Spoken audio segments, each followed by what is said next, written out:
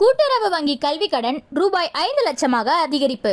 கூட்டுறவு நிறுவனங்களில் வழங்கப்படும் கல்வி கடனுக்கான உச்சவரம்பை 5 லட்சம் ரூபாயாக உயர்த்தி கூட்டுறவு சங்கங்களின் பதிவாளர் என் சுப்பையன் உத்தரவிட்டுள்ளார். கூட்டுறவு துறையின் கீழ் செயல்படும் மாநில தலைமை கூட்டுறவு வங்கி, மத்திய கூட்டுறவு வங்கிகள், நகர கூட்டுறவு வங்கிகளில் 1 லட்சம் ரூபாய் வரை கல்வி கடன் வழங்கப்படுகிறது. இந்நிலையில் கூட்டுறவு நிறுவனங்களில் வழங்கப்படும் கல்வி கடனுக்கான உச்சவரம்பு 5 லட்சம் ரூபாயாக உயர்த்தப்பட்டு உள்ளது. தமிழகத்தில் உயர்கல்வி பயிலும் மாணவர்கள் எண்ணிக்கை அதிகரித்து வருகிறது. மாணவர்கள் நலன் கருதி கூட்டுறவு நிறுவனங்கள் வழங்கும் கல்வி கடன் உச்சவரம்பை 5 லட்சம் ரூபாய் வரை உயர்த்தப்பட்டுள்ளது.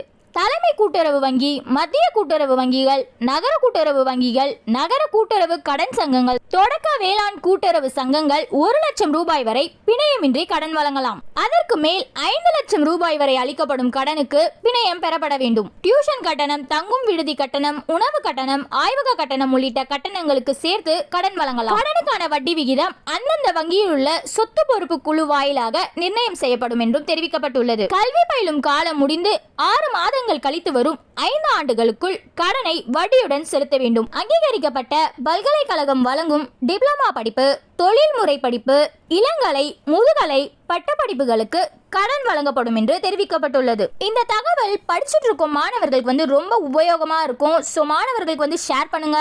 இதே போல நிறைய அப்டேட்ஸ் தெரிஞ்சுக்க சேனலை சப்ஸ்கிரைப் பண்ணிக்கோங்க.